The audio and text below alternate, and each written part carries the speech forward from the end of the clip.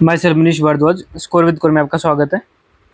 आज के न्यूज़पेपर की कटिंग है, जेबीटी भर्ती में यूपी ने मारा मोर्चा।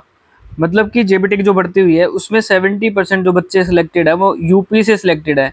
तो कई बच्चों के मेरे को इस बात पे भी मैसेज है, सर बताओ कि कहीं भर्ती लीक तो नहीं हो गया है, एग्ज़ाम लीक तो नहीं था कि एक अकेला यूपी से या इलाहाबाद वाले जो डीएड है उससे ही क्यों सिलेक्ट हैं। तो यार देखो, ये बेफजूल की बात है अगर आप ऐसा कुछ सोच भी रहे हो। मैं पहले 2015 की भर्ती डिस्कस करता हूँ। 2015 की भर्ती जो थी जेबीटी की, उसका सबको पता है कि उसका पेपर लीक हो गया था चंडीगढ़ में। आज दिन तक उनका केस चलता है, उनको कोई इंक्रीमेंट नहीं लगा, सिर्फ बेसिक मिलती है, ठीक है। आज दिन तक उस पर केस है। तो 2015 की भर्ती में शायद मोस्टली हरियाणा वाले थे। अब इसमें 70% यूपी वाले सिलेक्ट हैं। तो आप ये सोच रहे हो कि हरियाणा के सिलेक्ट क्यों नहीं है या पंजाब के क्यों नहीं है। पंजाब में तो गवर्नमेंट जॉब वैसे ही कोई करके राजी नहीं है। अगर किसी के पास पंजाबी है या पंजाब गवर्नमेंट की जॉब अप्लाई कर रहा है ना, कंपटीशन जीरो होता पंजाब में, क्योंकि मोस्टली जो बंदे हैं वो बाहर जाना पसंद करते हैं। आपको सबको पता ही है पंजाब का हाल। हरियाणा में जेबीटी वालों में क्यों नहीं हो हरियाणा वालों का इतना सिलेक्शन, उसका रीज़न क्या है। हरियाणा में जेबीटी ना बहुत पुराने टाइम वाले लोगों ने कर रखी है। अभी न्यू कोई बच्चा जेबीटी नहीं करता हरियाणा में।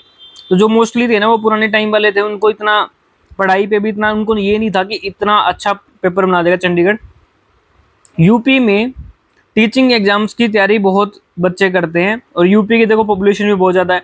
इवन जो मैंने कोर्स जो बेचा था ना चंडीगढ़ जेबीटी का, उसमें मोस्टली बच्चे यूपी के थे। वो मुझे अभी भी पता है, मोस्टली यूपी के थे। और एक सिलेक्शन हुआ एक लड़की का, वो यूपी से ही थी। एक हरियाणा से लड़का, एक यूपी से है, बाकी भी यूपी से ही हैं।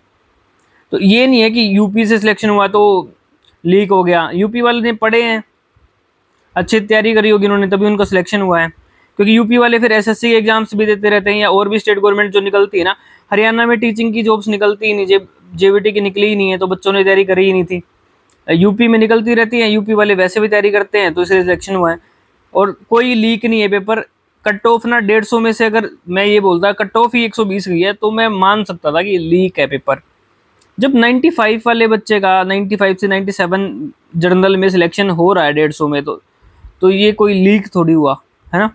जो पर्दे वाला बच्चा है उसका सिलेक्शन हुआ है, ठीक है। तो अब ये नाराज़गी वाली बात है, अपना पढ़ना शुरू कर दो। फालतू की बात है कि पेपर लीक था या ये था वो था, सिर्फ बकवास बातें। कुछ भी सुन लो आप, उसी पे वो हो जाते हो कि हाँ। और एक कोर्ट केस की मैं बात करूँ जो चंडीगढ़ जेबीटी का चला है, वो बहुत मिनिमम सा केस है, कुछ नहीं होगा उसका।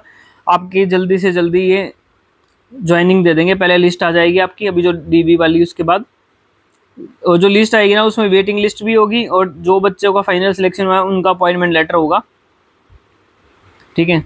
और जल्दी से फिर आपकी ज्वाइनिंग हो जाएगी। ये कुछ जो केस वेस है उसका भी कुछ फालतू फर्क नहीं पड़ता। एनटीटी और पीजीटी में बच्चों ने ना एक केस करा हुआ है कि मार्क्स हमारे कम कर दिए हैं या OMR दिखाओ ये वो करके, तो उनका 29 जुलाई को है सुनवाई, ठीक है। और जिस बच्चे के ना देखो कम मार्क्स बने हैं, मैं तो ये बोलूँगा पढ़ लो, आगे आगे कोई भी पेपर आता है उसकी तैयारी कर लो, रादर देन ये सोचने का कि भर्ती पे केस है कैंसिल होकर दोबारा आएगी। ऐसा कुछ नहीं होने वाला। एसएससी की तैयारी कर लो आप जेबीटी की, या हरियाणा में जेबीटी बोल रहे हैं, अब वो कितनी सच झूठ है वो अब पता लग जाएगा, या DSSS या और भी। मैं तो कह रहा हूँ कॉमन पेपर की तैयारी कर लो। मैंने बताया भी यार, कॉमन पेपर के लिए मैंने कोर्स लॉन्च कर दिया है, basic plus advance. Time waste ना करके, कुछ बच्चों ने ले लिया है, कुछ अभी ले रहे हैं, तो आप भी बेसिक प्लस एडवांस कोर्स ले सकते हो। मैं उसका लिंक डिस्क्रिप्शन में डाल दूंगा और बिल्कुल कम टाइम में रेलिवेंट डाटा दे के आपको करवाया जाएगा। उसमें क्या क्या करवाऊंगा मैं, मैथ, रीजनिंग, इंग्लिश के कुछ टॉपिक्स, पूरी नहीं कह रहा मैं, इंग्लिश के कुछ टॉपिक्स जैसे एक्टिव पैसिव हो गया, नरेशन हो गया, या कुछ और जो टॉपिक्स एरर वगैरह उनकी प्रैक्टिस, और साइंस के टॉपिक्स, केमिस्ट्री, फिजिक्स और बायो और पॉलिटी।